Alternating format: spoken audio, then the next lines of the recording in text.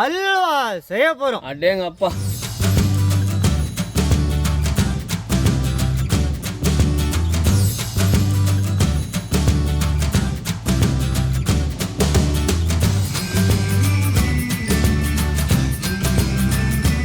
நுங்கு ஒரு கடி, அல்வாவை ஒரு பொடி. வணக்கம் கட்டுறது கையாள நேர்களே. பெங்கருன்னு பார்த்தீங்கன்னா நம்முடைய கனவு தோட்டத்தில் தான் இருக்கும். கனவு தோட்டம்னு பார்த்தீங்கன்னா நம்முடைய எல்லைச்சாவி மாதிரிண்ணா, எல்லைச்சாவி மாதிரி சுற்றி பார்த்தீங்கன்னா அழகாக ஃபுல்லாகவே நம்முடைய பனை மரத்தை வந்து பத்திரமா பாதுகாத்து வைக்கிறோம். பணத்தை எப்படி பாதுகாப்போமோ அதே மாதிரி பனை மரத்தை பாதுகாக்கிறோம் நாங்கள். பாதுகாக்கிறீங்க? ஆமாம், சுற்றி டெய்லி போய் காலைல பார்த்துட்டு அதை தொட்டு கும்பிட்டு வருவோம் போயிட்டு. அதாவதுங்க இப்போ தான் பார்த்தோம்னா வேலி போட்டிருக்காங்க. ஆனால் அந்த காலத்தில் வந்து பார்த்தோம்னா இந்த மாதிரி பனை மரத்தை தான் அவங்களுடைய வேலியாகவே பயன்படுத்தினாங்க. வெள்ளையா பயன்படுத்த. ஆமாங்க. அதே போல் தான் இன்னைக்கு வரைக்கும் நம்மளும் இந்த பனை மரத்தை ஒன்று கூட அழிக்காமல் நம்மளும் பாதுகாத்துட்டு வரோம். இன்னைக்கு பார்த்தோம்னா இந்த பனை மரங்கள்லாம் பார்த்தோம்னா அதோட வேர்கள் 100 அடிக்கிட்ட போய் அதோடைய தண்ணி தேவையான அளவு தண்ணியை எடுத்துகிட்டு வந்து வச்சுருங்க. அதே போல் என்ன தான் வறட்சியாக இருந்தாலும் இந்த பனை மரங்கள் வளர்ந்துக்கிட்டே தான் இருக்கும். இன்னொரு பார்த்தோம்னா நல்ல வெயில் காலத்தில் இந்த விசிறிக்கு முக்கியமானதே பார்த்தோம்னா இந்த பனை மரம் தான். பனை ஓலையில் தான் செய்வாங்க. அந்த காலத்துலாம் பார்த்தோம்னா பனை ஓலையில் கட்டின குடிசைகள் அதிகமாக இருந்துச்சு. அதே மாதிரி வந்து தென்னை அப்பெல்லாம் பனை ஓலையில் கட்டுற குடிசைகள் தாங்க அதிகம். அப்பேற்பட்ட ஒரு பனை மரம் தாங்க இன்னைக்கு நம்ம தோட்டம் ஃபுல்லாகவே இருக்கு. இந்த மரம் பார்த்தீங்கன்னா நம்முடைய தேசிய மரம்னா. தேசிய மரம்னாவே என்னன்னு சொல்லணும்னா நம்மளுக்கு நாட்டை காப்பாற்றுற மாதிரி இது நம்ம தேசிய மரம்.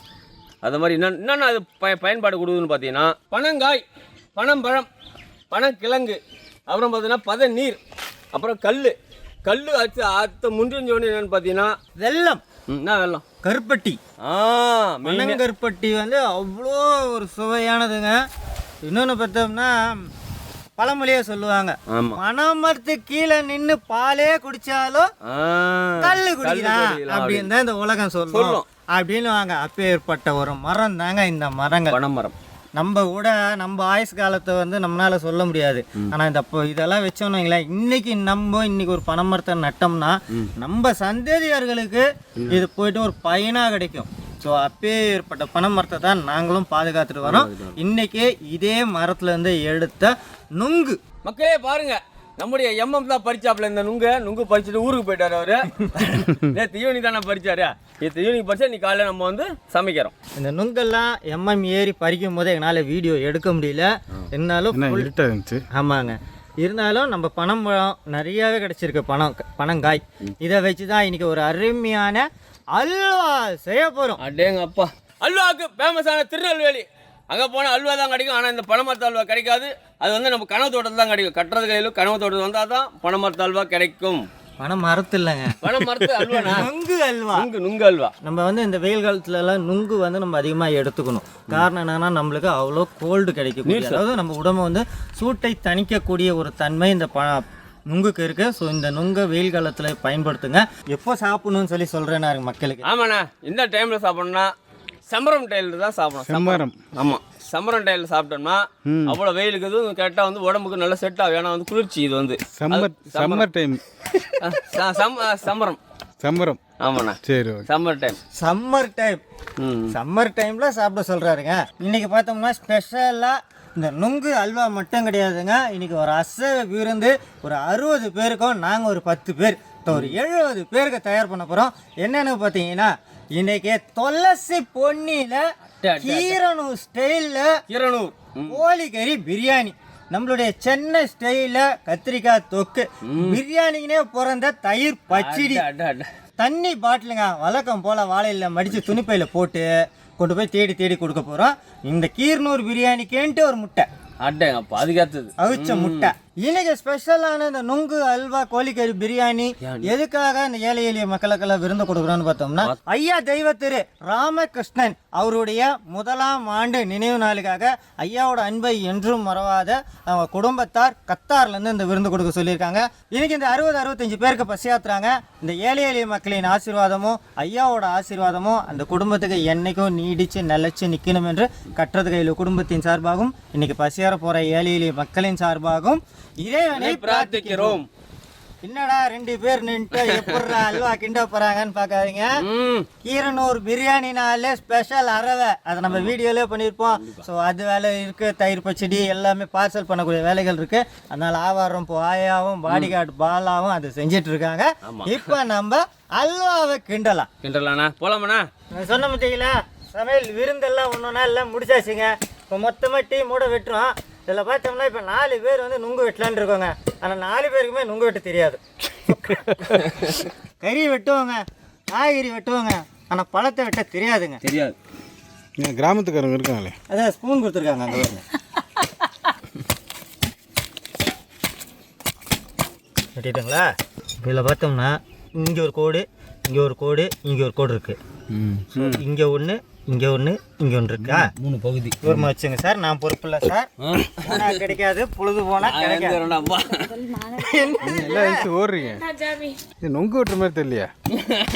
துணி துவைக்கிற மாதிரி இருக்கு.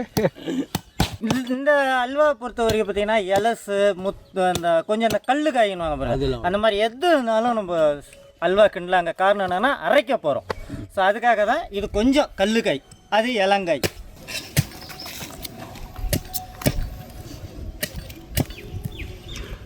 இதோட தோல் எடுத்துட்டு அரைக்க போகிறோம். இல்லை நொங்கு எடுக்கிறீங்க? இல்லை நுங்கு எடுக்கிறேன். ஏன்னா அல்வாவுக்கு இதுவும் நல்லாயிருக்கும்.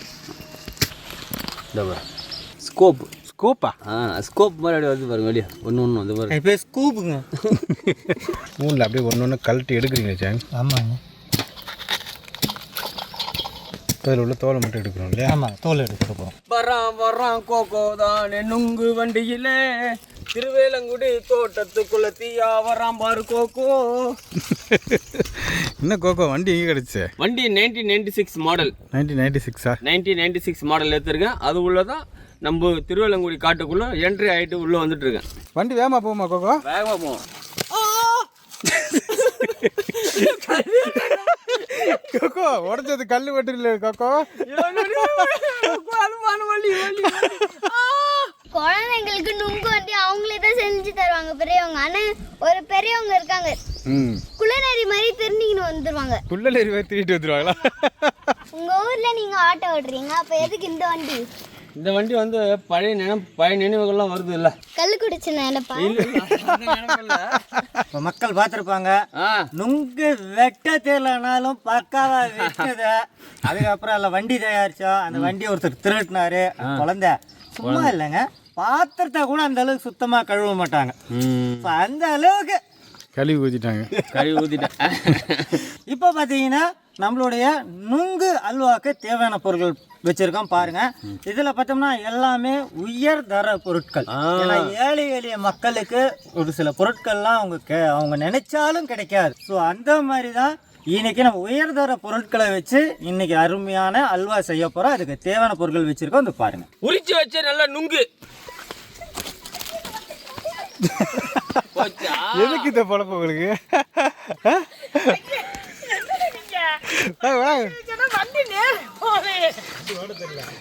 வண்டி உங்களுக்கு ஓட்ட தெரியல? என்னக்கா கிராமத்தார் இருக்கு, ஒரு வண்டி ஓட தெரியல, அது பிள்ளை நீ ஓடிட்டு இருக்கீங்க.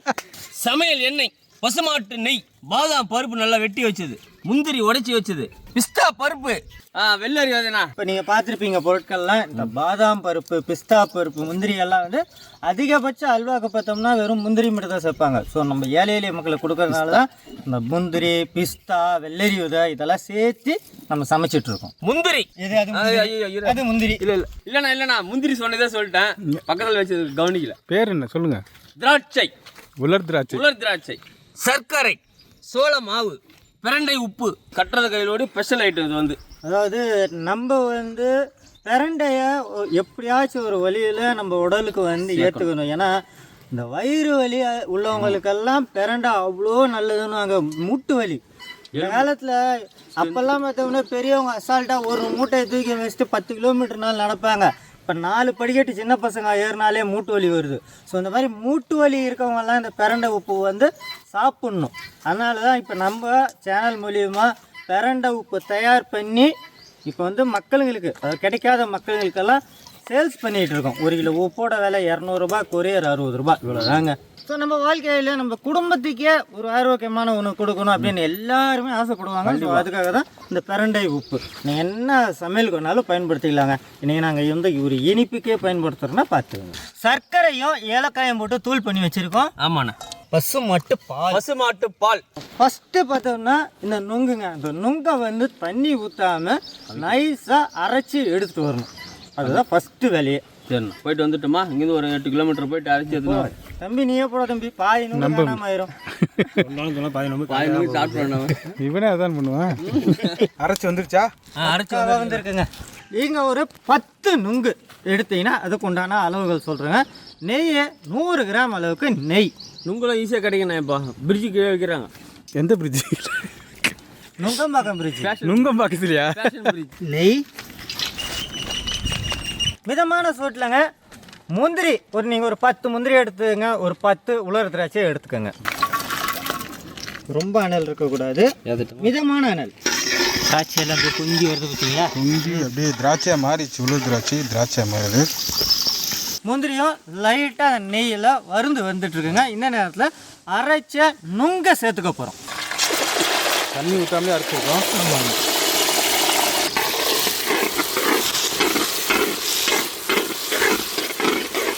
தம்பி கிண்டுங்க.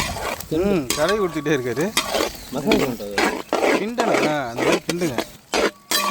இப்போ கூட பிரச்சனை கிடையாதுங்க. இப்போ அடுத்த ஒரு பொருட்களை சேர்ப்பேன், அதுக்கப்புறம் தான் கிண்டணும். அடுத்து பார்த்தோம்னா நம்ம நுங்கு அரைச்சி அதே பாத்திரத்தில் நீங்கள் வந்து ஒரு 100 கிராம் அளவுக்கு பால், ஒரு 3 ஸ்பூன் அளவுக்கு சோள மாவு, இது ரெண்டையும் நல்லா ஒன்றா கரைச்சி அந்த நுங்கோடு கொண்டு போய் சேர்க்க போகிறோங்க. கரைக்கிறதுலேயே ஈஸியான மாவு பார்த்தீங்கன்னா அந்த சோள மாவு.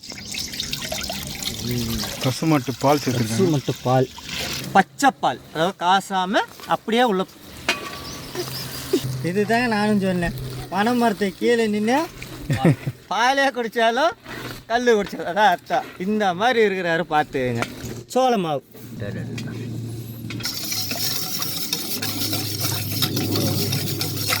இதெல்லாம் கட்டியே படாதுங்க.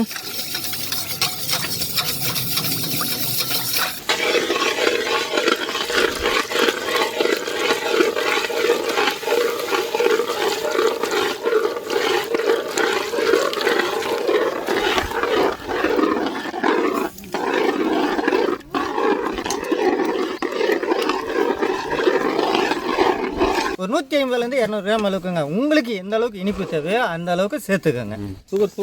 சுகர்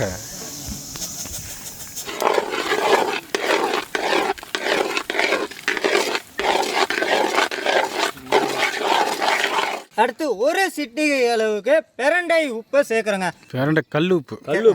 ஏன்னா இந்த மாதிரி என்ன இனிப்பு சேர்த்தாலும் ஒரு சிட்டிகை உப்பு சேர்க்கும் போது நம்மளுக்கு அதோட சுவை எக்ஸ்ட்ராடினரியாக கிடைக்கும். சேர்த்துக்க போகிறோம்.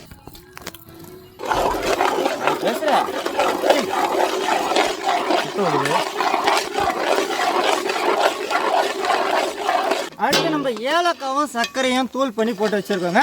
அதை நம்ம சேர்த்துக்க போகிறோம். இல்லை எங்களுக்கு வந்து இந்த ஏலக்காய் ஃப்ளேவர் பிடிக்காது அப்படின்றவங்க, உங்களுக்கு என்ன ஃப்ளேவரில் பிடிக்குமோ அந்த எசன்ஸ் வேணாலும் நீங்கள் சேர்த்துக்கலாம். லைட்டாக கண்ணாடி மாதிரி வருது. நுங்கு கலர் அப்படியே எடுக்கணும்.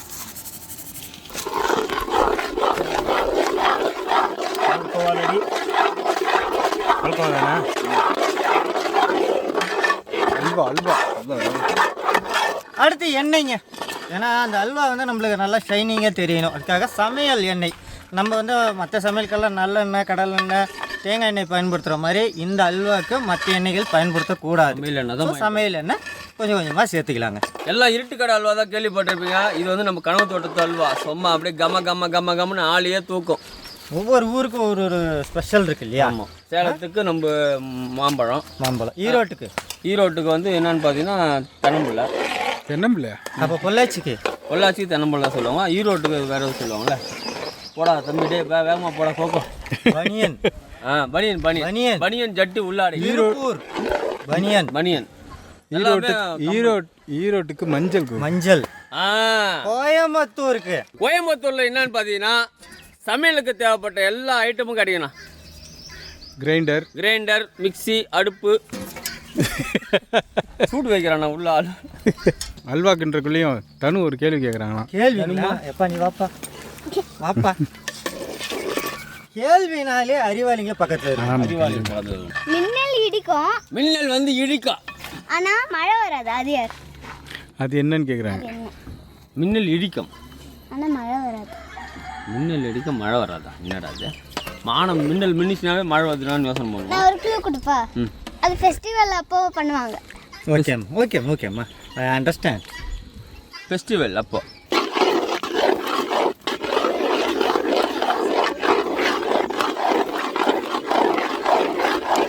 அது வந்து எல்லா ஃபெஸ்டிவல் அன்னைக்கு பண்ணுவாங்க. ஃபெஸ்டிவல் அன்னைக்கு போனால் பட்டாசு அடிப்பாங்க டம்மு டம்முன்னு. அதுதான். ஆமாம். திரும்ப எண்ணெய், சமையல் எண்ணெய், சமையல் என்ன செய்யணும், அந்த பதம் நம்மளுக்கு கிடைக்கணும். ஊற்றினே இருக்கணுமா?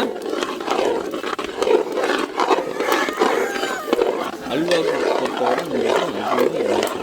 அடுத்து இன்னும் கொஞ்சம் சமையல் எண்ணெய் ஊற்றி திரும்ப கிண்டணுங்க. ஏன்னா அல்வாவை பொறுத்த வரைக்கும் பொருட்கள் கம்மியாக இருந்தாலும் வேலைகள் ரொம்ப ரொம்ப ரொம்ப அதிகம். அதாவது கிண்டிக்கிட்டே இருக்கணும். ஸோ இப்போ அடுத்தும் திரும்ப எண்ணெய் சேர்த்து கிண்ட போகிறோம்.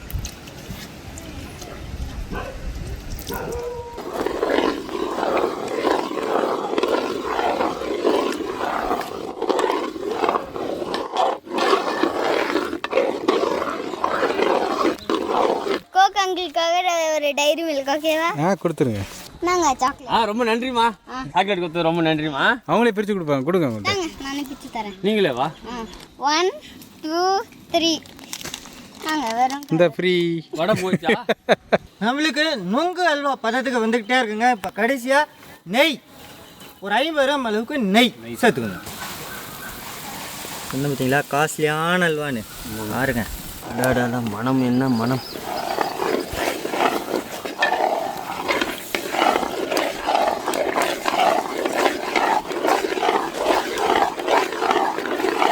பாத்திரத்துல ஒட்டாமல் அப்படி கிண்டி எடுத்துருக்கீங்க. ஆமாண்ணே. யாருண்ணா கிண்டுறது? யாருக்கு கிண்டுறது? கோக்கா இல்லை கிண்டுறதுக்கு எப்படி முன்னாடி ஆள் வருதோ அதே போல் கிண்டுறதுக்கும் ஆள் வரணும். இப்போ நம்ம ஊற்றின அந்த எண்ணெய் நெய் எல்லாம் நம்மளுக்கு அல்வா பதத்துக்கு பக்காவாக வந்துடுச்சுங்க.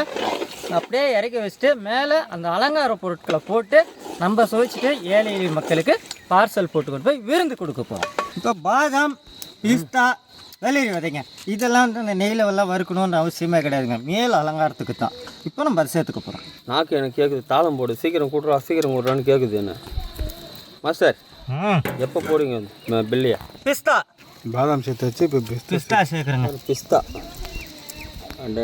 வெள்ளரி விதை எல்லாமே ஆரோக்கியமான பொருள். எல்லாம் பயங்கரமான சத்தான பொருள்லாம். எல்லாமே ஆரோக்கியமான பொருளாக சேர்த்துக்குச்சாங்க. ஆமாங்க. ஃபஸ்ட்டுன்னு பார்த்தோம்னா நுங்கே அவ்வளோ ஒரு குளிர்ச்சி இந்த வெயிலுக்கு. நுங்கு பார்த்தோன்னே என் மனசு பங்கமாகி போச்சுண்ணே. பங்கமாகி போச்சு. ஏன்னா வந்து அவ்வளோ ருசியாக நம்ம மாஸ்டர் நீங்கள் சமைச்சிக்கிற நம்ம மக்களுக்கு அவ்வளோ ருசியாக இருக்குது. ஒரு பீஸ் எடுத்து சாப்பிட போகிறேன் இப்போ தான். அப்புறம் ருசியாக இருக்குன்னு சொல்லுவீங்க? இல்லை சாப்பிட்டுட்டேன் ஆல்ரெடி. நான் கெட்டும்போது நான் தான் என்ன தானே விட்டாரு. அப்பப்போ எதாவது கொஞ்சம் சாப்பிட்டு பார்த்தேன். நான் தான் சொன்னேன் ருசி சும்மா அள்ளுது அப்படியே. பார்த்துங்க மக்களே, இப்படி தான் பண்ணுறாரு அவர் எல்லா விஷயத்துலையும். இது எல்லாமே தனியாக வரும் சுவைக்காக கொஞ்சம். அப்புறம் எப்படி எப்படி இதுக்காகவே ஒரு கட்டுறது கையில் குடும்பத்திலேயே தான் இருக்கிறாரு. ஆமாம். ஸோ சூப்பரான இந்த கிளைமேட்டுக்கு ஏற்ற மாதிரி ஒரு நுங்கு அல்வா தயாராக இருக்குங்க. இப்போ நாங்கள் சுவைக்க போகிறோம். சுவைச்சிட்டு ஏழை எளிய மக்களுக்கு கொண்டு போய் கொடுக்க போகிறோம். இதுதாங்க நுங்கு. நுங்கு அல்வாக்கு நுங்கு வச்சிட்டிங்களா? ஆமாண்ணா. யார் வருதா? நம்ம ஆள் யார்? புறாக்கு பெல் அடிப்பார். இல்லைங்க, இந்த நுங்கு எந்த அளவுக்கு இலசா ரெண்டாவது கிடச்சிச்சின்னு பாருங்கள். இப்போ இந்த நுங்கு வந்து குழந்தைக்கு, அல்வா நம்மளுக்கு, எனக்கு குழந்தைக்கு.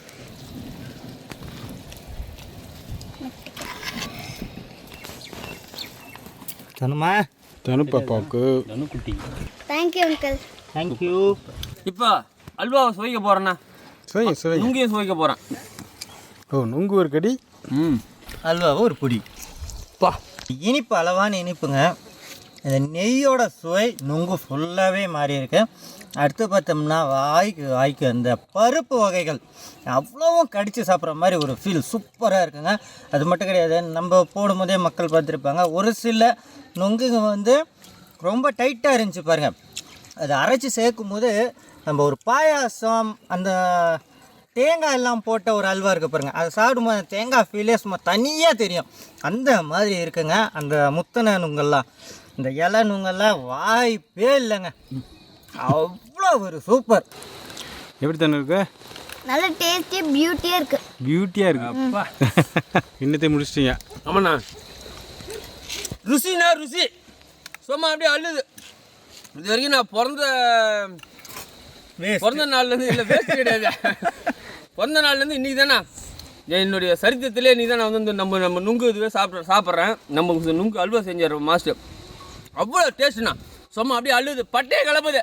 மாஸ் பக்கா மாஸ், வேறு லெவல், அல்டிமேட்டு. இன்னைக்கு பார்த்தீங்கன்னா முறையாக ஒரு நுங்குலியும் ஒரு ஸ்வீட் பண்ணலாம் அப்படின்னு சொல்லி காட்டியிருக்கோம். நாங்கள் சோச்சோம். ஐயா தெய்வத்திரு ஆ ராமகிருஷ்ணன் அந்த ஐயாவுடைய முதல் வருட நினைவு நாளுக்காக ஐயா நினைத்து கத்தார்லேருந்து அவங்க குடும்பத்தார் விருந்து கொடுக்க சொல்லியிருக்காங்க. விருந்து தயாராக இருக்குங்க. நாங்கள் எப்படி சுவைச்சோமோ அதே போல் ஏழை எளிய மக்களுக்கு கொண்டு போய் கொடுக்க போகிறோம். போகலாமா? காலியாச்சு. இன்னும் கிளம்ப மாட்டேன் போல இருக்கேன். காலியாச்சு. கீரனூர் பிரியாணி அப்படியே இலையில் வைங்க பார்ப்போம். ஆனால் பெரிய பெரிய பீஸாக வச்சு ஒரு முட்டையை வச்சு அப்படியே ஏழை மக்களுக்கு பார்சலா? ஆமாங்க. கத்திரிக்காய் தொக்கு பார்சல் பண்ணுறோம்ண்ணே. போடுங்க. தயிர் பச்சடியா? ஆமாங்கண்ணே, தயிர் பச்சடி பார்சல் போய்கிட்டே இருக்குது பார்சல். நம்ம சாப்பிட்ட மாதிரி ஏழை மக்களுக்கு அப்படியே பேக் பண்ணுறோமா? ரெடியாக கட்டிட்டுலாம்ல. அள்ளி வைங்க அப்படியே. அந்த மாதிரி அள்ளி வைக்கணும். அல்வா இப்படி ஓடுது பாருங்க பேக்கெட்டுக்குள்ளே. என்ன சாங் பார்சல் பார்சல் போட்டாச்சுங்க. மக்கள்கிட்ட காட்டிடலாம் இல்லையா என்னென்ன நம்ம நீ மக்களுக்கு கொடுக்குறோம். வண்ணத்தில் போட்டிருக்கீங்க. துளசி பண்ணி கீரனூர் பிரியாணி உள்ள ஒரு முட்டை வைங்க. சென்னை ஸ்டைல் கத்திரிக்காய் தொக்கு பிரியாணியோட தம்பி தயிர் பச்சடி. ஓகே. இன்னியோட ஸ்பெஷல் நுங்கு அல்வா குடிநீர். ஏழை எளிய மக்களுக்கு தயாராக விருந்து இருக்குங்க. அப்படியே கொண்டு போய் கொடுக்க போகிறோம். முதலாம் ஆண்டு அவர்களுக்கு முதலாம் ஆண்டு நினைவு அஞ்சலிக்காக முதலாம் ஆண்டு நினைவு அஞ்சலிக்காக கத்தார்லேருந்து இந்த உணவு கொடுத்துருக்காங்க. கத்தார்லேருந்து இந்த உணவு கொடுத்தவருக்கு நல்ல வாழ்த்துக்கள். ராமகிருஷ்ணன் அவர்களின் முதல் நினைவஞ்சலுக்காக இந்த உணவு கொடுத்துருக்காங்க. கத்தார்லேருந்து கொடுத்துருக்காங்கம்மா, சாப்பிடுங்க. ராமகிருஷ்ணன் நல்லா இருக்கட்டும். ஐயாங்க ராமகிருஷ்ணன் அவங்க குடும்பம் நல்லா இருக்குன்னு பார்ப்போட பொங்கணும். இந்த உணவு கொடுத்துருக்காங்க, கத்தார்லேருந்து கொடுத்துருக்காங்க. ஐயா சாப்பிட வாழ்த்துக்கள். நன்றி. திரு ராமகிருஷ்ணன் அவர்களின் முதலாவது நினைவஞ்சலுக்காக கத்தார்லேருந்து இந்த உணவு கொடுத்துருக்காங்கண்ணா. அப்படியா இருக்குது, எல்லாம் வளர்ந்து அழும்பும் பெற்று நல்லபடியாக இருக்குது. ராமகிருஷ்ணன் என்றைக்கு வாழையடி வாழையா வாழ்ந்து வரணும், புறகோத்தர மக்கள் வாழையடி வாம நிமிஷம் கடந்து வரணும் வெற்றிகரமாக. இதை விட சிறப்பான நேரம் சந்திப்பார். திரு ராமகிருஷ்ணன் அவருடைய முதலாம் ஆண்டு நினைவஞ்சலி கத்தார்லேருந்து இந்த உணவு கொடுத்துருக்காங்க. அருமையாக தடபடலான்னு விருந்து இருக்கு, சாப்பிடுங்க ஐயா. பாப்பா நல்லா இருக்குங்க. ஐயா திரு ராமகிருஷ்ணன் அவருடைய முதலாம் ஆண்டு நினைவஞ்சலுக்காக இந்த உணவு கொடுத்துருக்காங்க ஐயா. ரொம்ப மகிழ்ச்சி சார். உணவு இருக்கு, சாப்பிடுங்கம்மா. ரொம்ப நல்லா இருக்கணும் ஐயா. கத்தார்லேருந்து இந்த உணவு கொடுத்துருக்காங்க ஐயா. வாழ்த்துக்கள், சாப்பிடுங்க. ஐயா திரு ராமகிருஷ்ணன் அவருடைய முதலாம் ஆண்டு நினைவஞ்சலுக்காக கத்தார்லேருந்து இந்த உணவு கொடுத்துருக்காங்க. கத்தார்லேருந்து கொடுத்துருக்காங்க. இந்த உணவு சாப்பிடுங்கம்மா. நல்லா இருக்கும். குலம் தரும் செல்வம் தரும் அடியார்படும் துயரம் யாவும் நலந்தர செய்யணும். அருளோடு பொருளும் நிலமளிக்கும் பெற்றதாயினை நிலந்தர செய்யணும். அவன் கண்டுகொண்டேன் நாராயணனும் நான். ஐயா திரு ராமகிருஷ்ணன் அவருடைய முதலாம் ஆண்டு நினைவஞ்சலுக்காக இந்த உணவு கொடுத்துருக்காங்க. நன்றிம்மா. அவங்க குடும்பமே நல்லா இருக்கணும். பிள்ளை குட்டி நல்லா இருக்கானா, குடும்பத்தை நல்லா இருக்கானா, நீங்கள் கொடுத்தவங்க நல்லா இருக்கானா. ஐயா திரு ராமகிருஷ்ணன் அவருடைய முதலாம் ஆண்டு நினைவுறாங்க கத்தார்லேருந்து. ஐயா தடபடலான்னு இருந்து சாப்பிடுங்க ஐயா.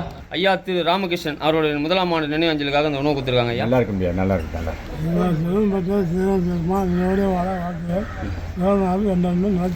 ராமகிருஷ்ணன் ஐயா அவங்க கொடுத்த சாப்பாடு எங்கள் பசிக்கு அவங்க மக்கா மாதிரி நல்லா இருக்குன்னு சொல்லுவாங்க. அவர் ஆத்மா நூறாயிரத்தை சாந்தி அடைஞ்சு மக்களுக்கு நல்ல செய்தி அவர் கொடுக்கணும். அவர் காவலாக இருக்கணும் எல்லா மக்களுக்கும். ஐயா இன்னைக்கு நல்லா இருந்து தெய்வமாக இருந்து அவங்க குடும்பத்தை கட்டி காத்து நல்லா இருப்பார். ராமகிருஷ்ணன் அவங்க வீட்டுக்கு சாமியாக இருந்து உங்கள் குடும்பத்துக்கு நன்மையாக இருந்து போதனையாக வந்து இன்னும் பல மக்களுக்கு நன்மை செஞ்சு இன்னும் அவங்க குடும்பம் என்னைக்கும் தொடர்ச்சியாக இருந்து கைலாகம் சேர்ந்தவருடைய கருணையோடு அவருடைய ஆசீர்வாதத்தை அவர் மக்கள் மலவெல்லாம் வாழ்க வளமுடன், வாழ்க வளமுடன், நல்லதே நடக்கும். கத்தார்லேருந்து உணவு கொடுத்துருக்காங்க ஐயா. சாப்பிடு. உணவு தவிர ராமகிருஷ்ணனுடைய ஆத்மா என்று சாந்தியடைய ஆண்டவன் நோயற்ற வாழ்வும் கொடியேற்றோம் பல்லாண்டு வாழ்க வாழ்க வாழ்த்து. பார்த்துருப்பீங்க எப்படி ஒரு நுங்கை வச்சு அருமையான முறையில் அல்வா செய்கிறதுன்னு பார்த்துருப்பீங்க. நாங்கள் சோச்சோம், அதே போல் ஏழை எளிய மக்களுக்கு கொண்டு போய் கொடுத்தோம். அவங்க முகத்தில் அவ்வளோ ஒரு சந்தோஷங்க. இந்த சந்தோஷத்துக்கு காரணம் யாருன்னு பார்த்தோம்னா ஐயா தெய்வத்திரு ஆ ராமகிருஷ்ணன் அவருடைய முதல் வருட நினைவு நாளுக்காக ஐயாவை நினைத்து உணவு கொடுக்க சொன்னவங்க யாருன்னு பார்த்தோம்னா அவங்களுடைய அன்பான குடும்பத்தை கத்தார்லேருந்து விருந்து கொடுக்க சொன்னாங்க. நாங்கள் அதே போல் கொண்டு போய் கொடுத்தோம். இன்றைக்கி பசியாரின ஏழை எளிய மக்களின் அனைவருடைய ஆசீர்வாதமும் ஐயாவோட ஆசீர்வாதமும் அந்த குடும்பத்துக்கு என்றைக்கும் நீடித்து நிலைச்சு நிற்கணும் என்று கட்டுறது கையில் குடும்பத்தின் சார்பாகவும் இன்றைக்கி பசியாரின ஏழை எளிய மக்களின் சார்பாகவும் இறைவனை பிரார்த்திக்கிறோம்.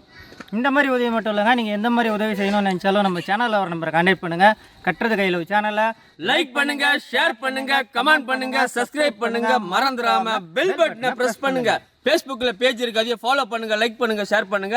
இன்ஸ்டாகிராம்ல பேஜ் இருக்கு, கட்டுறது கையில் பாண்டி, அதை லைக் பண்ணுங்க, ஷேர் பண்ணுங்க, ஃபாலோ பண்ணுங்க. அடுத்த ஒரு புது விதமான சமையலோட உங்களை வந்து சந்திக்கும் முறை உங்களிடமிருந்து விடைபெறுவது கட்டுறது கையில் குடும்பம். நன்றி, வணக்கம்.